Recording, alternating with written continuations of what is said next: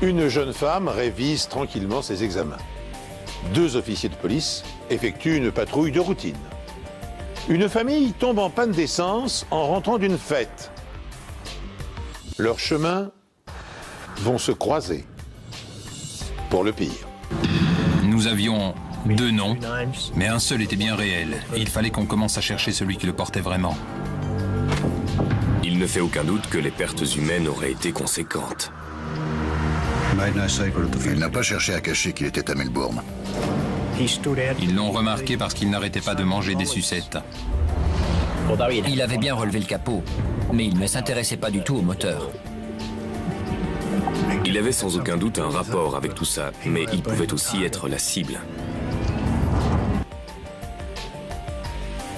Tout ce qu'il est possible de faire pour permettre l'identification du corps sera mis en œuvre.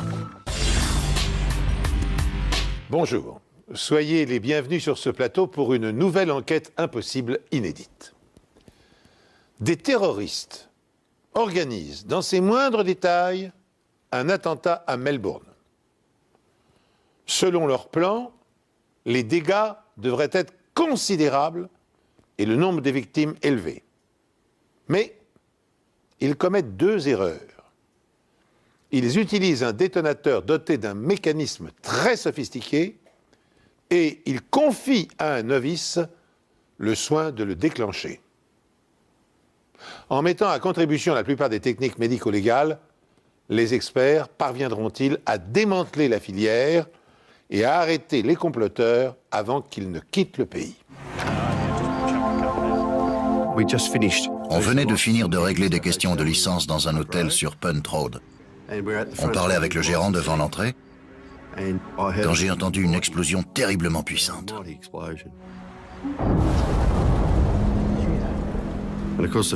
Notre première réaction a été de dire « ça gronde ». On a rigolé un peu, mais quand on a regardé vers le ciel, on a vu qu'il était magnifique, c'était une nuit claire et étoilée. Je suis tout de suite allé à la voiture et j'ai appelé par radio le centre de communication. Je les ai informés de ce que j'avais entendu et au même moment, ils commençaient à recevoir les premiers appels. Ils ont dit qu'il y avait eu une explosion à l'angle de Caroline Street et de Toorak Road à South Yarra. Sur la route, au début, on ne voyait rien, mais quand on est arrivé à proximité, les lumières ont éclairé du verre et des débris partout sur la chaussée. J'ai entendu les autres unités de police arriver et bien sûr les pompiers qui étaient déjà sur les lieux à ce moment-là.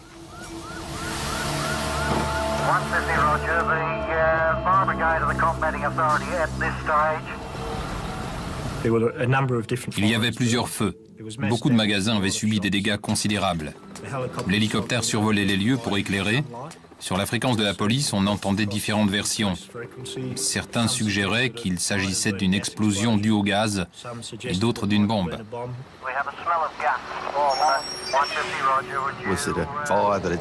Le feu avait pris à l'intérieur de quelque chose. Il y avait un pressing au coin de la rue. Ça pouvait avoir un rapport. On ne savait pas à quoi on avait affaire à ce moment-là. Au début de toute enquête criminelle, le téléphone arabe est un vrai problème. Au moment où ils arrivent aux oreilles de la police, les témoignages sont visiblement exagérés, alors il faut prendre du recul.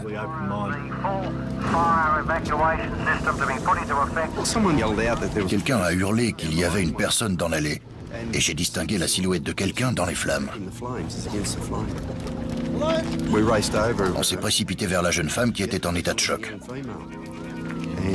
Je me souviens qu'elle était à peine capable de nous parler. Elle nous a quand même dit qu'elle était étudiante à l'université et qu'elle était en train de réviser dans l'un des bureaux en haut.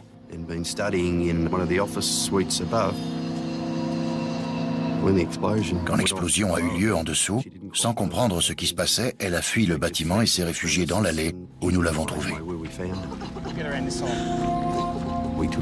On l'a attrapée, laissée aux mains des ambulanciers, et on est retourné évacuer les gens, sécuriser le périmètre et garder la foule à distance, parce qu'il faut toujours se méfier d'une éventuelle explosion secondaire. Il était clair qu'il s'était passé quelque chose, mais on ne savait pas exactement quoi. Donc on a isolé la scène de crime et appelé les experts nécessaires dans ces cas-là. La brigade des incendies criminels, la brigade des vols à main armée, la brigade criminelle, tous étaient dans leur véhicule et avaient pour consigne de rester dans le périmètre. Des agents en uniforme régulaient la circulation. Et comme ils étaient assez exposés, on les protégeait parce qu'on ne savait toujours pas si c'était un acte criminel, ni si les criminels étaient encore sur les lieux. Le groupe d'intervention spéciale avait beaucoup de travail pour sécuriser la scène de crime.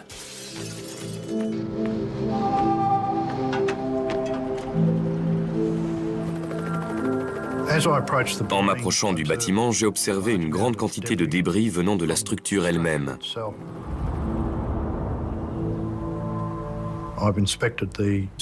J'ai inspecté le petit magasin qui avait subi des dommages considérables et vu les dégâts.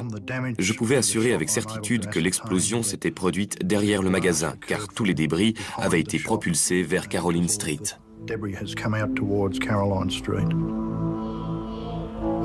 J'ai continué d'avancer et j'ai noté la présence de débris de ce qui était apparemment une voiture et qui avait été soufflée par l'explosion.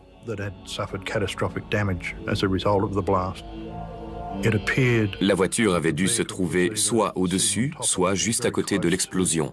Ou alors l'explosion s'était produite à l'intérieur du véhicule. Tout laissait penser à un attentat à la bombe. Ça ne ressemblait pas du tout à ce qui se passe quand le réservoir GPL d'une voiture explose. J'avais déjà vu d'autres explosions de véhicules. Donc en me fiant à mon expérience, pour moi, il s'agissait d'un acte criminel. Et visiblement, une personne était présente sur les lieux au moment de l'explosion. Quand l'explosion a résonné ce matin dans cette rue huppée de South Yarra, il semblait y avoir eu plus de peur que de mal. Une jeune femme de 22 ans qui étudiait au 3e étage du bâtiment qui en compte 5 s'en est tirée avec une simple égratignure à la main, mais en fin de matinée, l'affaire a pris une nouvelle tournure, cette fois tragique. Le directeur adjoint de la police criminelle, Paul Delanus, a annoncé que des restes humains avaient été trouvés dans les décombres. Le corps est en centaines de morceaux. Les restes trouvés étaient sans aucun doute ceux d'une personne qui était extrêmement proche de l'engin quand il s'est déclenché. Mais il était bien trop tôt pour suggérer qu'il s'agissait du poseur de bombes.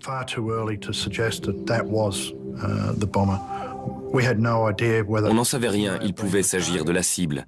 C'était peut-être sa voiture et l'engin s'était déclenché quand il était monté dedans. Il avait de toute évidence un rôle dans l'affaire, mais lequel, il était trop tôt pour le dire. Bien sûr, quand on a su ça, l'affaire a pris une autre dimension. Il y avait eu meurtre. Une voiture a été pulvérisée sous l'effet d'une explosion d'une puissance extraordinaire. Et un homme, vraisemblablement le poseur de bombes, a été déchiqueté. Des magasins et des bâtiments alentours ont été sérieusement endommagés. Parmi eux, des bureaux officiels attirent l'attention des enquêteurs. Ils sont situés au premier étage d'un immeuble 44 Caroline Street. Une réunion a eu lieu, au cours de laquelle nous avons été informés qu'on présumait qu'il s'agissait d'un attentat à la bombe et que le bâtiment visé était le consulat turc. Des agents du renseignement nous ont dit qu'à ce stade de l'enquête, il fallait probablement chercher notre suspect du côté des Arméniens. Le peuple arménien était très en colère parce que le gouvernement turc refusait de reconnaître le génocide contre le peuple arménien qui avait eu lieu en 1915. Et en 1980, 6 ans plus tôt, le consul général de Turquie avait été abattu. Le meurtre a eu lieu peu avant 10 heures ce matin. Alors que le consul général, M. Sariak Ariak, sortait de son allée, 2 hommes à moto ont surgi. Le garde du corps de M. Ariak, M. Engan Sever, qui voyageait dans un véhicule séparé, a été touché le premier. Plusieurs coups de feu ont été tirés à travers la vitre latérale de sa voiture. Les hommes armés se sont ensuite précipités sur la voiture du consul général et ont tiré au moins 8 fois à travers la vitre du conducteur. M. Ariak a été atteint à la tête et à la poitrine. Il est mort sur le coup. Je n'en étais pas certain, mais en tout cas, l'hypothèse d'un lien entre les deux enquêtes était intéressante. En général, les affaires qu'on traite sont plutôt du ressort de ce qu'on appelle des crimes traditionnels. Donc, en arrivant à la réunion, on pensait devoir chercher de simples criminels. Mais à la sortie, on a compris que ce serait un autre genre d'enquête cette fois-ci. Environ 40 minutes après l'assassinat de M. Ariak et de son garde du corps, une femme avec un accent étranger a appelé la rédaction de Channel 7 en revendiquant ces assassinats. Elle a affirmé parler au nom d'un groupe appelé les Commandos de la Justice pour le génocide arménien. L'opération en Australie a été menée par des révolutionnaires arméniens et les révolutionnaires arméniens peuvent frapper n'importe où. La femme a affirmé que les attaques du groupe visaient des diplomates et des institutions turques et elle a prévenu que le groupe planifiait de nouveaux attentats.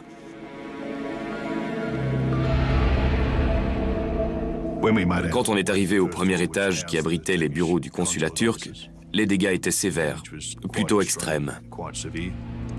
Et s'il y avait eu des personnes dans cette zone au moment de l'explosion, il ne fait aucun doute que les pertes humaines auraient été conséquentes. À ce stade, pensez-vous parvenir à une identification ou est-ce impossible? Pour l'instant, tout n'est que spéculation. Nous avons une équipe spécialiste de l'identification des victimes sur place. Tout ce qu'il est possible de faire pour permettre l'identification du corps sera mis en œuvre. Dans les premières recherches sur la scène de crime, nous nous sommes concentrés sur les indices qui pourraient nous permettre d'identifier assez rapidement cette personne. Il apparaissait clairement qu'il ne fallait pas compter retrouver un doigt pour identifier la victime parce que les morceaux du corps étaient assez petits. Il y avait seulement 2 morceaux d'une certaine taille, les pieds et une jambe du mort. Ça voulait dire qu'il fallait chercher particulièrement de la peau sur les paumes de la main. C'est ce qui est utilisé dans le monde entier pour relever les empreintes des personnes et les identifier. Les membres des commandos de la justice pour le génocide arménien ont-ils frappé à nouveau? S'ils veulent avoir une chance de mettre le réseau hors d'état de nuire, les enquêteurs doivent impérativement identifier le cadavre du poseur de bombes.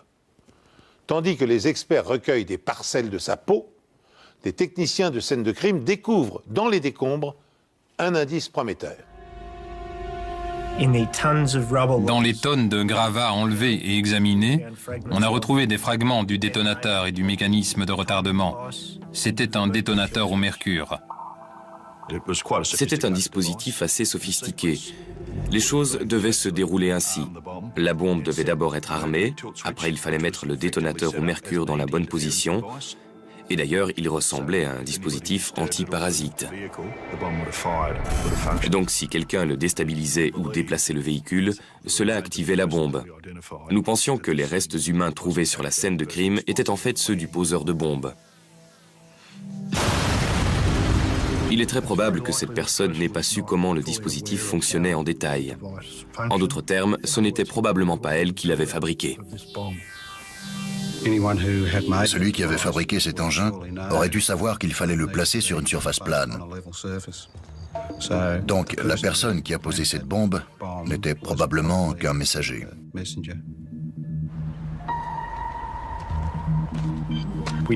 Nous pensions qu'il ne s'agissait pas d'un kamikaze. L'explosion était accidentelle. L'erreur du poseur de bombe avait évité beaucoup de morts. Mais s'il ne travaillait pas seul, cela voulait dire que d'autres attentats pouvaient avoir lieu. Il était donc capital que la police découvre l'identité du mort pour parvenir à son complice.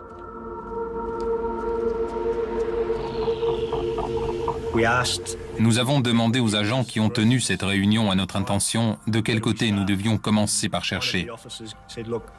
Et l'un d'eux nous a conseillé de chercher un nom se terminant par IAN.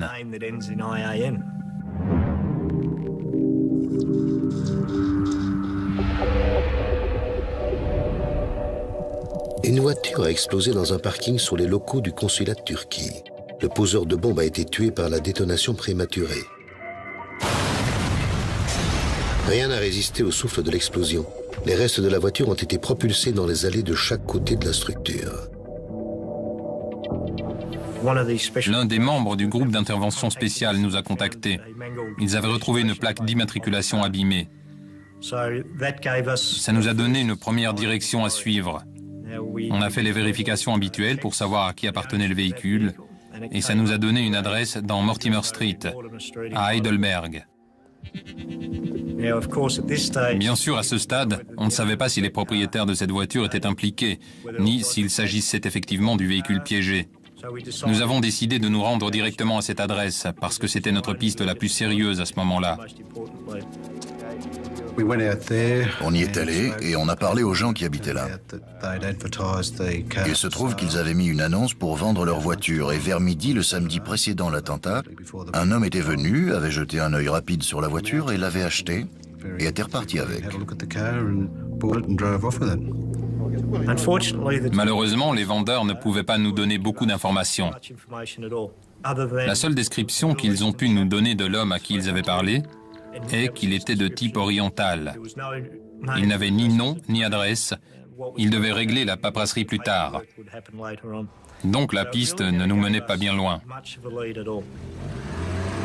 Bien que la rue de banlieue où la voiture piégée a été achetée se trouve éloignée du consulat général de Turquie, elle n'en devient pas moins une scène de crime secondaire. Les inspecteurs de la police criminelle espèrent y découvrir de nouveaux éléments qui permettront d'identifier l'acheteur du véhicule. Je crois que c'était 2 ou 3 maisons plus bas.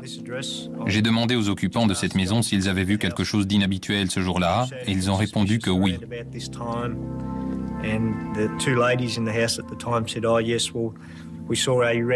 Au même moment, en face de la maison des vendeurs, il y avait une voiture rouge dont le moteur tournait.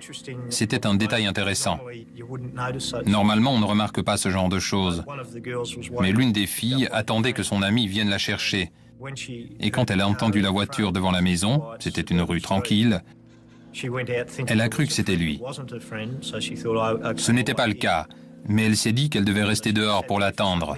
Elle est restée assise pendant plusieurs minutes dehors, en regardant cette voiture dont le moteur tournait, ce qui est plutôt suspect. Elle n'a pas été capable d'identifier la personne dans le véhicule, mais a donné une description précise de la voiture. C'était une berline rouge, Holden Commodore, et soit elle était neuve, soit elle était tellement lustrée qu'elle paraissait neuve. Peut-être une voiture de location. Le rapprochement entre ces deux événements est évident, et il ne peut s'agir d'une simple coïncidence. Le premier homme était-il l'infortuné messager et le deuxième son complice? Pendant qu'on faisait du porte-à-porte et qu'on recueillait des témoignages, d'autres enquêteurs nous ont informé qu'ils avaient récupéré un portefeuille sur la scène de crime qui contenait un ticket de bus avec un nom dessus, Jacobsen. Il indiquait que le voyageur était arrivé à Melbourne tôt le samedi matin.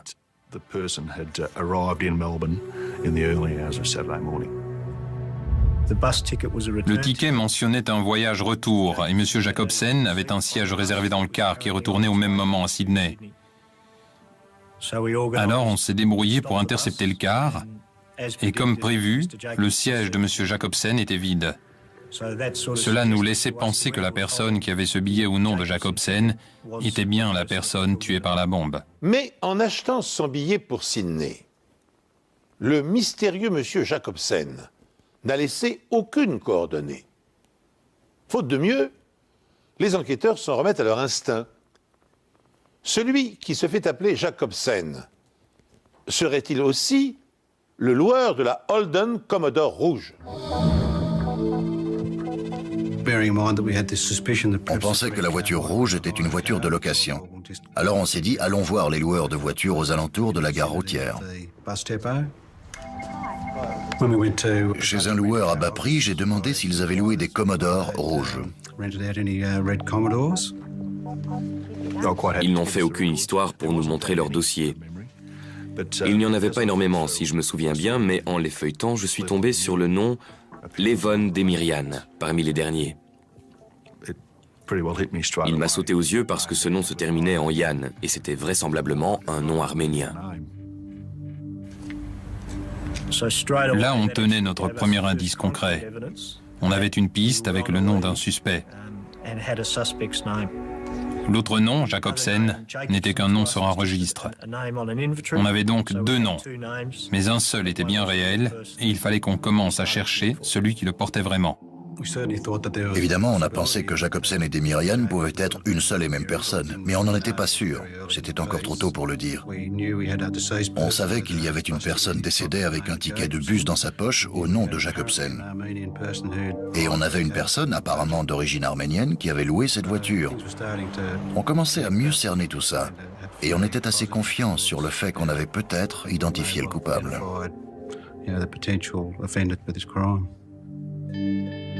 Mais dans le portefeuille retrouvé, un indice va les orienter dans une direction totalement différente. Le détachement spécial chargé d'enquêter sur l'attentat à la bombe du consulat turc a découvert deux noms importants. Un monsieur Jacobsen, qui a voyagé en car de Sydney à Melbourne, et un monsieur Demirian, dont le nom se termine par les fameuses lettres IAN. Mais ces noms ne font-ils qu'une seule et même personne? Dans le portefeuille, on a trouvé une note avec le nom Queen's Lodge Motel inscrit dessus. Or, la personne qui avait loué la voiture rouge sous le nom de Levon Demirian avait donné comme adresse le Queen's Lodge Motel. On est donc allé au motel poser des questions. Le portier de nuit a pu nous dire que Demirian ne résidait plus là. Il l'avait vu quitter l'hôtel vers 1h du matin le dimanche. C'était environ 1 heure avant l'explosion de la bombe. Et on l'a vu revenir au Queen's Lodge entre 3h et 3h15 la même nuit. Il nous a également dit qu'en revenant à l'hôtel à 3h, il avait demandé qu'on le réveille vers 6h du matin, je crois. Il est parti peu après ça. En partant, il a laissé les clés de la Commodore rouge à la réception. Ça nous indiquait que Demirian ne pouvait pas être le mort et qu'il n'était pas à l'hôtel entre 1h et 3h, sachant que la bombe avait explosé à 2h15.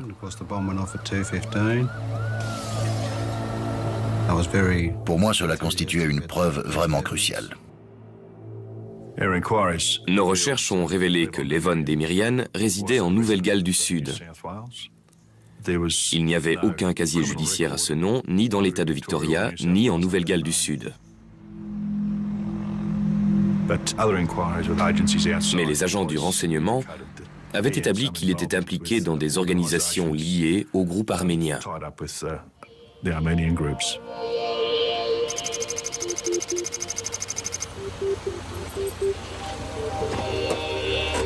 Moins de 24 heures après l'explosion de la bombe, Demirian est de retour chez lui à Sydney. Des officiers de surveillance sont sur place. Si la bombe s'était déclenchée le lundi matin comme prévu, c'est ici qu'il se serait trouvé et personne n'aurait fait le rapprochement. Mais la bombe a explosé prématurément et une piste a conduit la police à sa porte.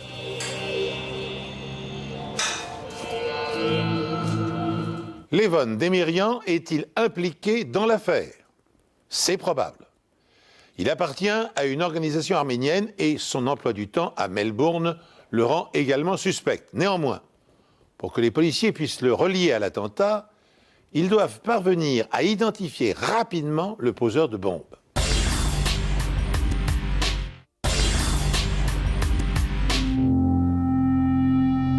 En explorant la scène de crime, j'ai repéré un certain nombre de lambeaux de peau.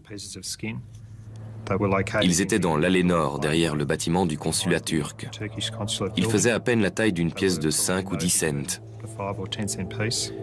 C'était juste des bouts de peau. Il n'y avait pas du tout de chair avec. On espérait naturellement qu'ils provenaient des paumes de la main pour pouvoir identifier le mort.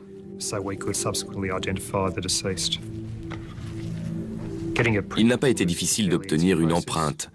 Il a suffi de tremper la peau dans de l'encre et de l'appuyer sur une feuille de papier. Les empreintes étaient assez nettes et contenaient suffisamment de marqueurs pour une identification formelle. En 1986, la technologie informatique n'est pas encore très utilisée. Les experts en empreintes ont besoin que les enquêteurs leur donnent d'abord un nom pour explorer ensuite leurs fichiers dans l'espoir que le suspect y soit répertorié. À ce stade de l'enquête, ce nom est donc d'une importance capitale. On a été informé que M. Demerian s'était rendu dans une agence de voyage le lundi matin et avait réservé un billet d'avion pour Beyrouth. En outre, il avait rasé sa barbe, ce qui a bien sûr renforcé nos soupçons.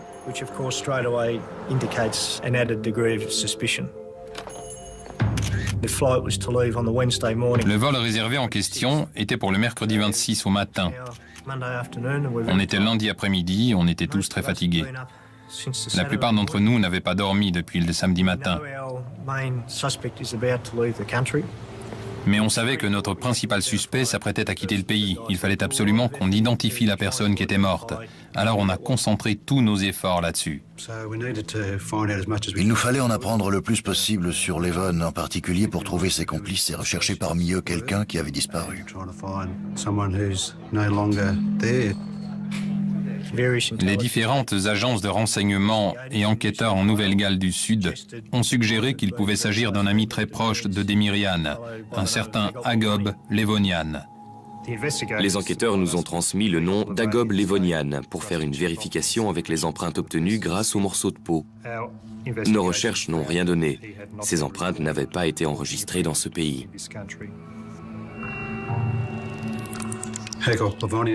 Agob Levonian était un père de famille tranquille, qui travaillait comme sertisseur en joaillerie.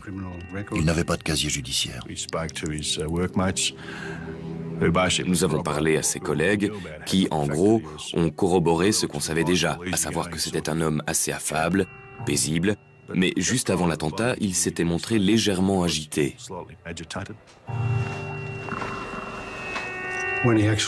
Selon son collègue, en quittant son travail le vendredi après-midi, il lui a serré la main de façon prolongée et il semblait très nerveux en disant au revoir. Il n'a pas juste dit « à bientôt » ou quelque chose comme ça. Il lui a donné une longue poignée de main et lui a dit « au revoir ». Avec le recul, on peut se demander s'il ne disait pas adieu. On était un peu perplexe parce que ça ne collait pas tout à fait avec ce qu'on savait. Le fait que M. Levonian n'avait pas prévu de mourir dans l'attentat. Mais peut-être était-il simplement conscient du risque. Transporter une bombe dans un bus public comportait forcément des risques. Levon Demerian est sur le point de quitter le pays pour se rendre au Liban. Pressé par le temps, les enquêteurs décident de ne pas attendre le résultat de l'analyse des empreintes digitales retrouvées sur la scène de crime. Supposant qu'elles appartiennent à Agob Levonian, alias Jacobsen, ils obtiennent des mandats pour perquisitionner les domiciles des deux suspects. S'ils se trompent, c'est toute la suite de l'enquête qui sera compromise. Le risque encouru est énorme, mais l'urgence de la situation ne leur laisse pas d'autre choix. Ce n'est pas qu'on voulait vraiment y aller. Il était encore tôt dans l'enquête, la scène de crime n'avait pas encore été examinée à fond et on n'avait pas collecté énormément d'éléments et de matière à analyser. Mais si nous avions attendu, il aurait peut-être fui le pays entre-temps. Et une fois au Liban, nous ne l'aurions jamais revu. Les médias étaient très présents. Beaucoup montraient du doigt la communauté arménienne. Alors on a décidé d'exécuter la commission rogatoire le lendemain matin. Les perquisitions ont démarré à l'aube.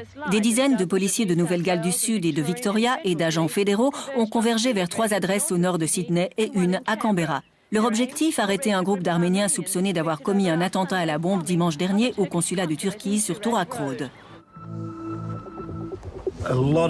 Nous avons saisi énormément de preuves.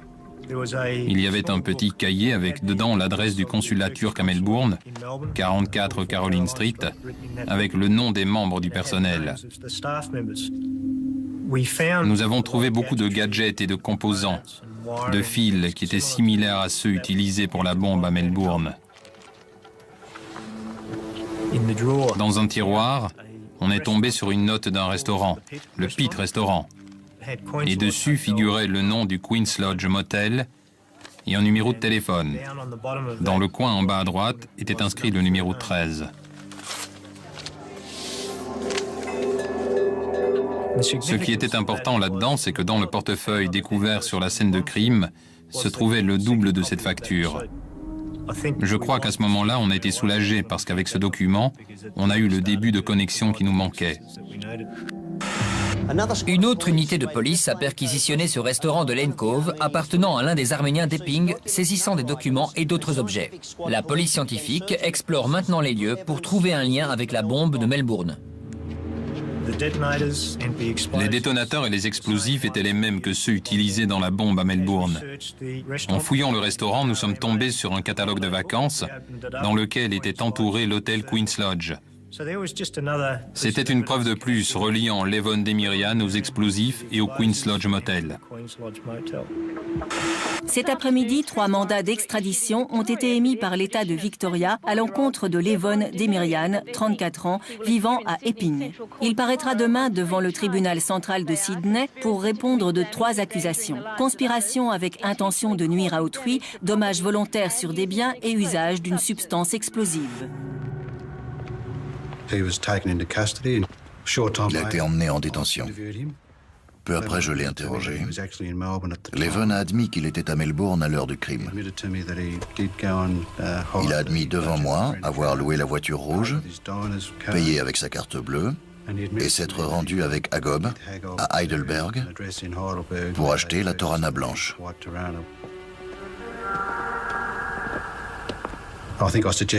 J'ai dû lui suggérer à ce moment-là qu'Agob était peut-être mort. Il est devenu très agité et s'est mis à pleurer. À partir de là, il a insisté pour qu'on lui appelle un avocat, ce qu'on a fait. Et Levon a décidé de ne plus faire aucune déclaration au sujet de l'affaire. De toute évidence, Levon Demirian, le cerveau de l'organisation, ignorait que Levonian, son complice et ami, avait péri dans l'attentat. Alors qu'il décide de ne plus répondre aux questions des enquêteurs, une nouvelle preuve matérielle va parler à sa place.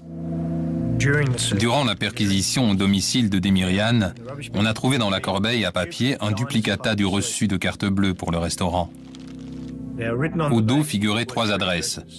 Celle du loueur de voitures au nord de Melbourne, celle de la gare routière, et la 3e nous a fourni un autre axe intéressant à suivre dans l'enquête. C'était l'adresse du Park Royal Hotel, à Melbourne.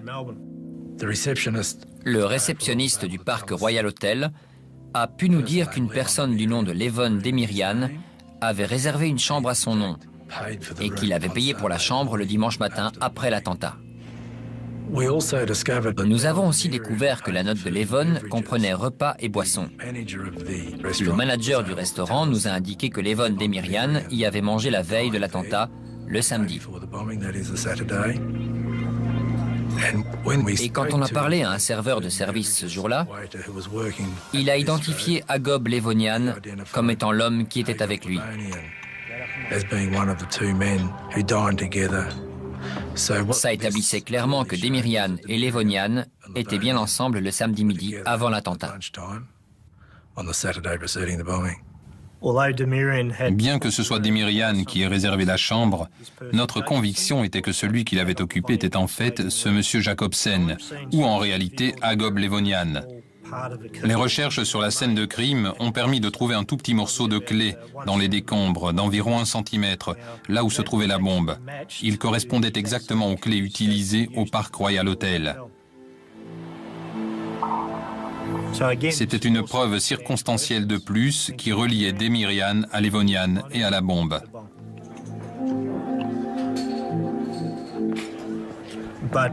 Mais on n'avait toujours pas identifié formellement la victime comme étant Levonian, et il nous incombait de le faire pour le procès.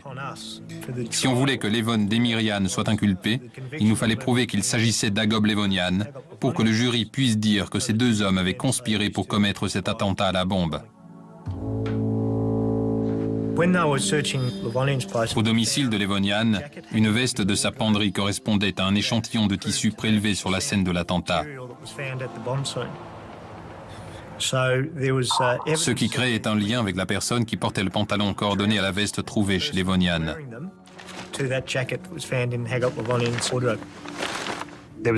Sans les empreintes d'Agob Levonian dans nos fichiers, il fallait trouver un autre moyen d'identifier les lambeaux de peau. Nous avions besoin que les enquêteurs nous fournissent un document que seul Agob Levonian aurait touché pour pouvoir comparer les empreintes sur le document et celles des lambeaux de peau. De nombreux papiers, documents et livres sont saisis dans l'espoir que l'un d'entre eux comporte une empreinte nette d'Agob Levonian. Ma tâche, c'était de prendre les empreintes à l'encre que j'avais récoltées à partir de la peau et de les comparer aux empreintes sur les documents.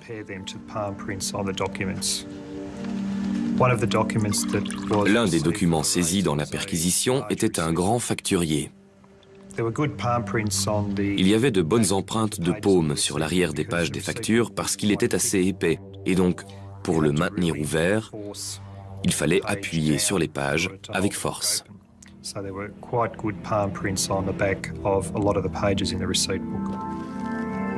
L'une des pages contenait une empreinte assez nette.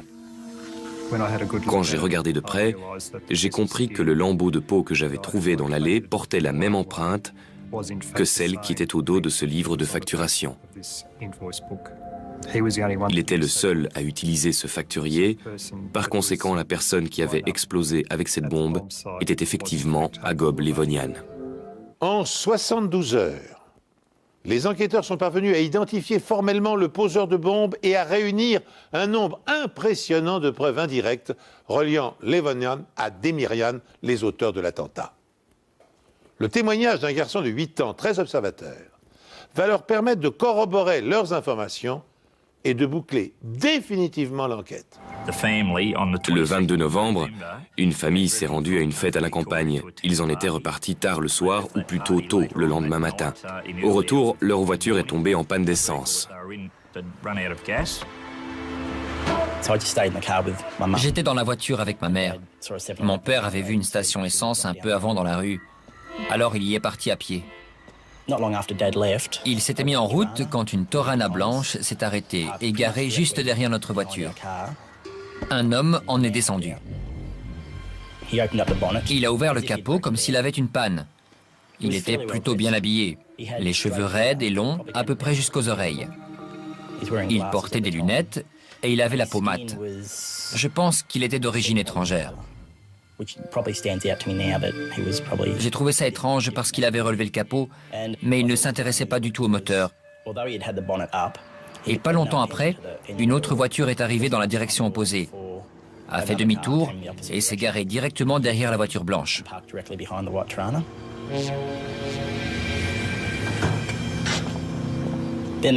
Un type est descendu de l'autre voiture. Je me rappelle qu'il était très chevelu et il avait une moustache.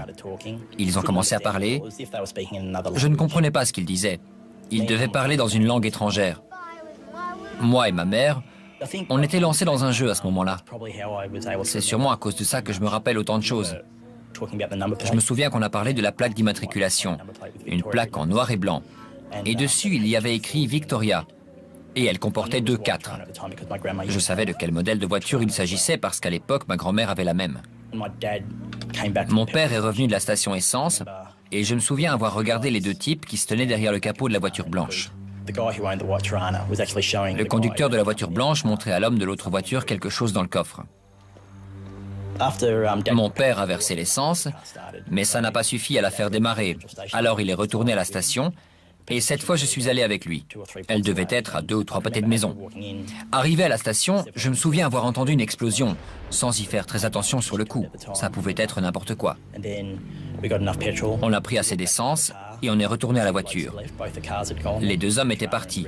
Les voitures avaient disparu. On a repris la route, tourné à l'angle, et là, il y avait des véhicules de pompiers et de police partout. Il y avait plein de fumée. J'avais 8 ans à l'époque et pour moi, à ce moment-là, je n'ai pas fait le rapprochement. C'est le lendemain à la maison, quand on a vu la voiture blanche à la télé, que j'ai fait le lien. Je l'ai reconnue tout de suite. Alors on a appelé la police.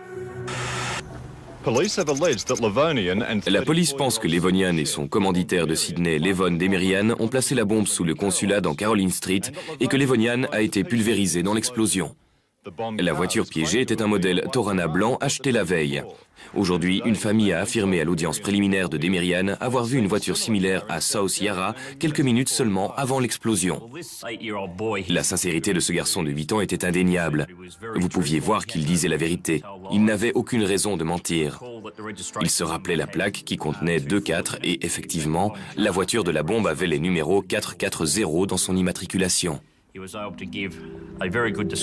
nous a donné une très bonne description des conducteurs des deux voitures et plus tard, il a identifié M. Levonian sur une photo et Levon Demirian à l'audience préliminaire. C'était une preuve très importante parce qu'elle ne provenait pas de l'enquête de la police. On avait un témoin visuel indépendant. D'après nous, voilà comment les événements se sont déroulés. Nous étions convaincus que Demirian était le cerveau dans l'organisation de cette action. Monsieur Demirian s'est montré publiquement à Melbourne pour se forger un alibi, parce que je pense qu'il savait que la police et beaucoup de gens s'intéressaient à lui. Je ne pense pas qu'il était assez bête pour ne pas savoir qu'il serait suspecté. Son plan était de rester dans un lieu public. Agop Levonian, quant à lui, devait venir à Melbourne et apporter la bombe là-bas en voyageant en car sous le nom de Jacobsen. 7 ou 8 voyageurs ont formellement identifié Agop Levonian. Ils l'avaient remarqué, pas à cause de son physique, mais de son comportement. Je me rappelle qu'une dame a dit qu'elle l'avait remarqué parce qu'il n'arrêtait pas de manger des sucettes, probablement parce qu'il était nerveux.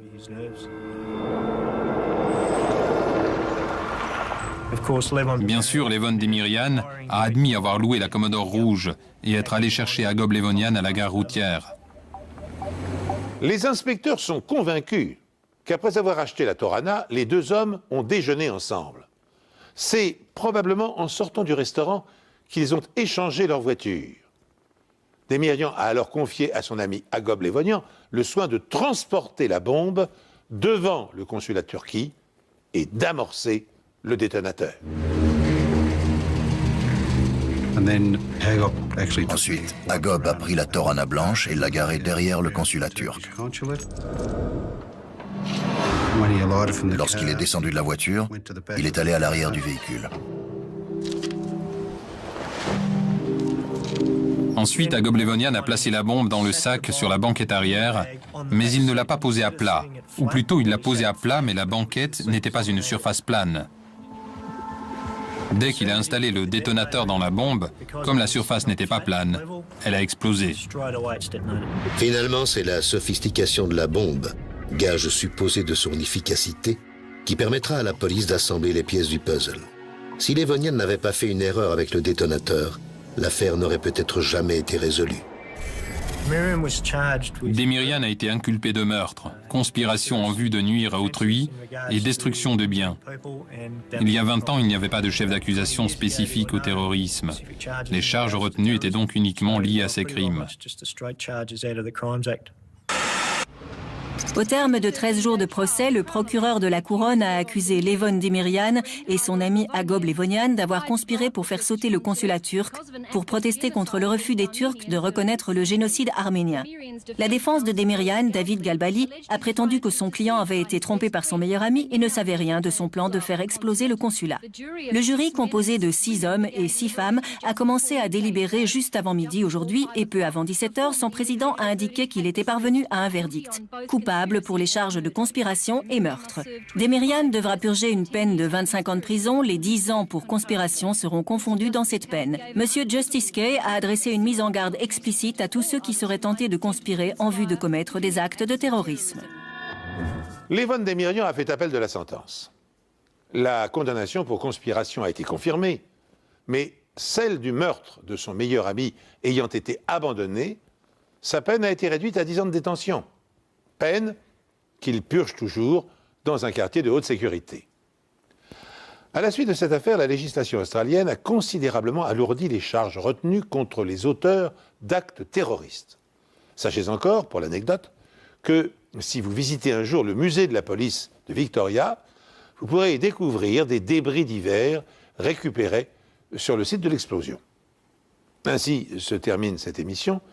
Je vous remercie de l'avoir suivi et de nous rester fidèles.